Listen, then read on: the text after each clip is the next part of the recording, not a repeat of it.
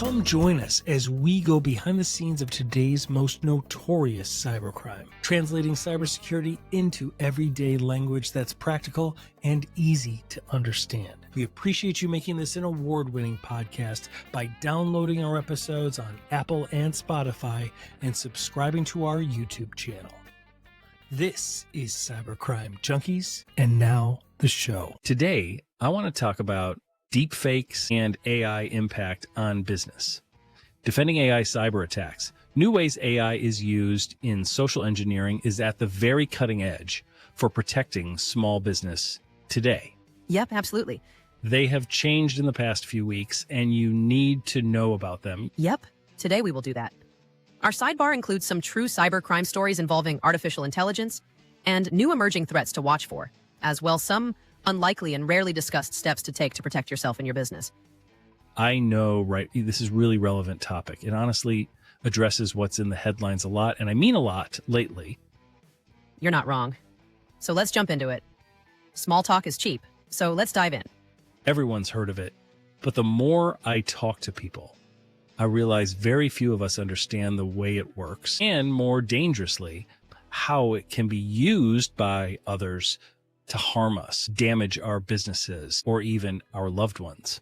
The questions people keep asking is whether or if artificial intelligence is a mystical technological marvel, or as we are starting to see it getting leveraged on the dark web and down on Main Street, has it crossed the line into a criminal's dream tool?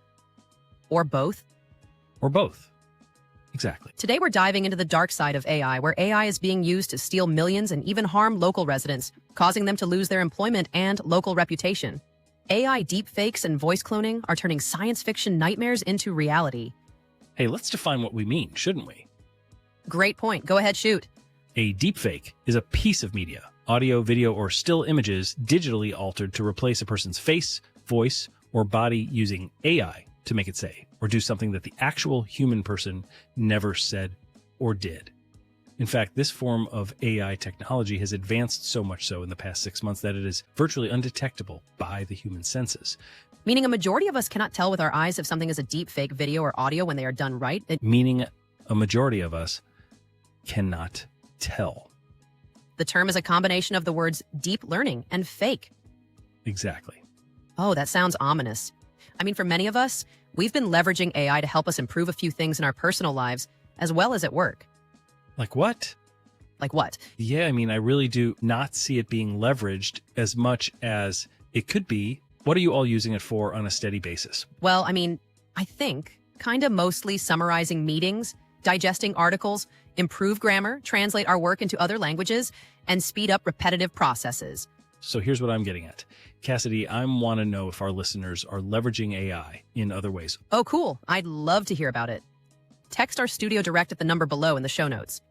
So despite useful ways we use AI, what kind of criminal activities are we talking about here? Well, our research just got updated this week, and we're seeing everything from elaborate financial scams to deeply personal attacks.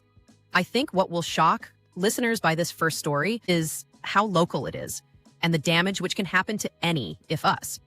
Let's start with a case that really shows how AI can be weaponized against individuals. A high school principal in a Maryland suburb of Pikesville found himself at the center of a scandal that nearly destroyed his career and reputation. What happened? So it happened to a school principal in Maryland. He got canned due to a deepfake. Holy crap. I heard about this. Yep. January 16th, 2024, 3 teachers at the school received an email with an audio file attached. The subject line said, Pikesville principal disturbing recording. When they played it, they heard what sounded exactly like their boss, Principal Eric Eisviert, making racist comments and threatening staff members. Yeah, it's terrible. It went viral, didn't it? Exactly. The recording was shared over 27,000 times on social media. The community was outraged. There were protests, death threats. It was absolute chaos. The school district suspended Ewart and launched an investigation. But here's the twist. Ewart insisted the recording was fake. Hey, so one listener just texted into the studio, Samantha asks, and thank you, Samantha, for joining and asking today. Yeah, very cool. Thanks, Sam. Sam says, well, that's what anyone would say in that situation, right? How could he prove it? Good point. That's the thing. He took a lie detector test and passed.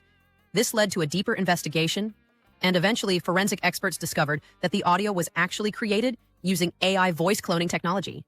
It turns out it was all an elaborate scheme by Dazondarian, the school's athletic director who was being investigated by the principal for embezzling funds at the school and who had a grudge against ICEWort for investigating him. Wow, that's wild. So AI can now perfectly mimic someone's voice. That's terrifying. Yeah, it really is. And what's scarier is that criminals only need about 3 to 5 seconds of someone's voice to create a convincing clone. Wait, stop. Only 3 to 5 seconds of your voice as a sample? They can get that from pretty much anywhere online. A YouTube video, a TikTok, even a voicemail message. So if we'd only known the risks, we might have been more careful about what we post online. The way I see it, this also now expands the threats. Why doesn't it? Won't this now increase the overall landscape of what needs to be protected now? Well, yeah, holy crap. I never thought of that. Are there any other examples, like how this technology is being misused? Oh, absolutely. There was a heartbreaking case involving a mother named Jennifer DeStefano. Jennifer DeStefano's phone rang one afternoon as she climbed out of her car outside the dance studio where her younger daughter Aubrey had a rehearsal. The caller showed up as unknown, and she briefly contemplated not picking up. But her older daughter, 15-year-old Brianna, was away training for a ski race, and DeStefano feared it could be a medical emergency. So she got this call from an unknown number, and when she answered, she heard what sounded exactly like her daughter. Exactly like her. And her daughter was screaming and crying and saying, "Mom, I messed up." Then a man's voice cut in, claiming he had kidnapped her daughter and demanding a ransom. That's every parent's worst nightmare. I gotta ask, was it real? Thankfully, no. It was all fake. A cyber criminal had deep-faked the voice. In the end, thank God her daughter was safe. That piece of garbage. What a tool for doing that. So uncool. I know. Complete douche. The scammers had used AI to clone her daughter's voice from something they found online on TikTok. And it was so convincing that her own mom, Jennifer, never doubted for a second that it was really her daughter. That's absolutely chilling. How common are these kinds of scams? Well, they're becoming more prevalent. About 270,000 people here in the U.S. reported falling for romance scams, losing about $1.3 billion. And now with AI in the mix, these scams are getting even more sophisticated. There was a case in Canada where an elderly couple lost $98,000 to a scammer pretending to be their son using AI voice cloning. It sounds like we need better regulations and awareness around this technology. Are there any efforts being made to combat these crimes? You know, that's a great point. Some countries are starting to take action. The United Kingdom, for example, recently made it a crime, in some cases a felony, to share inappropriate deepfake content. But it's a constant race to keep up with the technology, and it's not just individuals being targeted. Businesses are at risk too. Right? Well, that's what it sounds like. Any notable cases in the business world? Well, yeah, there was a mind-blowing case involving a company called AirUp. In February 2024, AirUp was hit by one of the most advanced AI crimes ever. Many other companies have been victims of AI attacks, but this particular heist was so incredible that it made headlines around the world. But out of all the companies in the world, why did these AI criminals go after AirUp? AirUp is an engineering firm with multi-million-dollar projects around the globe. Despite being a well-organized company, AirUp had one major weakness that is common to many small and mid-sized businesses right here in the U.S. They had a remote workforce with several locations. Not a bad thing at all, generally speaking, but here it's bad. Why? It's not bad in and of itself. It just can become a vulnerability if extra measures are not put into place. Like what? Like requiring validated verification prior to transferring funds. Here, they lost $20 million in an elaborate social engineering AI cybercrime scam. The scammers used deepfake technology to impersonate the company's chief financial officer in a video call. They convinced an accountant in one of their divisions to conduct several wire transfers amounting in millions of dollars, stolen and sent to various bank accounts owned by the cybercriminals. That's insane. Walk us through what happened. Well, they took advantage of the fact that AirUp is a remote working company relying on email and video calls, as many companies operate today. Yep, understood. How did it happen? Well, imagine getting an email asking you for sensitive information. In this case, it was to make a wire transfer of lots of money. Like most people who understand risks of cybercrime, they do not act on it right away. Instead, they try and verify first. That seems to have been done here, but they got no answer. But to their credit, they did not make any moves, waiting until they heard back from the person with authority. Makes sense. But then she got another email. This one was from the same person allegedly in leadership at her company, albeit at a different location. Okay. Only this time it included a calendar link for a video call. Okay. They all jump on this call, and there was 8 different people from the company on the video call. 8 different people live in real time, and the target victim was able to ask questions live on video and get all her answers clear and resolved. They told the accountant it was for a secret, confidential, urgent deal and that she needed to transfer the money. She asks a ton of questions, and they explain away each and every one. So the call ends and she feels fine. No concern. Seems totally legit. Seems legit. It does.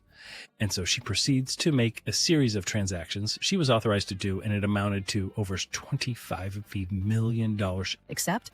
Well, except the fact that everyone on that live video call was in fake a live AI deepfake, and all of those transactions were in fact cyber crime fraud, and the company is out $20 million. Wait, so all of the other people on the video call were live and they were all deepfakes? There were 8 other people on that call. They were all AI video deepfakes conducted live. Wow. The big question everyone had was, how did the accountant not notice that the CFO and other coworkers on the video call was a deepfake? The truth is that the technology has advanced faster than our human adaptability. It's what experts call the exploitation zone, where technology like this is undetectable by the human eye, and yet we are not trained to be watching for P, and companies lack policies to address this risk. So, some deep fakes are a lot more realistic than most people think, especially for people who aren't keeping up with technology. Yep, exactly. Deep fakes don't just copy faces and voices, it can even imitate mannerisms. In this case, the deep fake was so realistic that even the accountant who'd spoken with the real CFO many times couldn't tell the difference. The other people on the video call looked and sounded just like his actual coworkers. Once they reported it to the police, news outlets picked up on it fast. The worst part?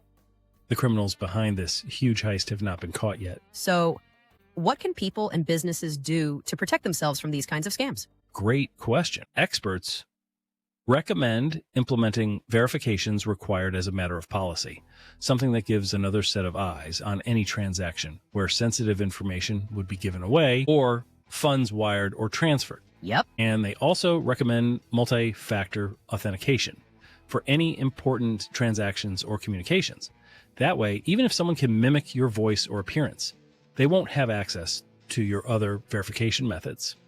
It's also crucial to be skeptical of any unexpected requests for money or personal information, even if they seem to come from someone you know. Always verify through a separate trusted channel. And that's a tactic cyber criminals often use, isn't it? It is. They always try and get people off channel. When you think of the most recent Uber breach, it happened when an employee was contacted through WhatsApp rather than through their company communication platform. And in the case of other social engineering stories, they always ask people to communicate away from LinkedIn, for example, and to go on Telegram or WhatsApp instead of using the traditional chat features, which can be monitored. Exactly. Excellent point. It sounds like awareness and caution are key. Absolutely. And it's not just about personal protection. We need to be advocating for better regulations and ethical guidelines around AI development and use. Like in October 2023, the United Kingdom made it a criminal offense to share inappropriate deepfake content. The technology itself isn't inherently good or bad, but we need to ensure it's being used responsibly. Well said. It's clear that AI is going to play an increasingly large role in our lives, for better or worse. The key is staying informed and proactive. You're right on the money there. As we wrap up, I think the main takeaway is this. While AI has incredible potential to improve our lives, we need to be aware of its dark side. Stay vigilant, question unexpected requests, and always verify important information through trusted channels. The future of AI is exciting, but it's up to us to ensure it's used ethically and responsibly. Couldn't agree more. This has been a fascinating and eye-opening discussion about the dark side of AI. Well, thanks for this, David. It was interesting. It has been. Thanks. Any final parting words? just this. While these stories can be frightening, knowledge is power. By staying informed and alert, or vigilant as we like to say, we can all help protect ourselves and others from these emerging threats.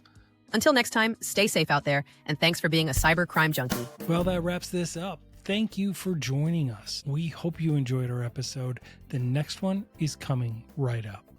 We appreciate you making this an award-winning podcast and downloading on Apple and Spotify and subscribing to our YouTube channel. This is Cybercrime Junkies, and we thank you for watching.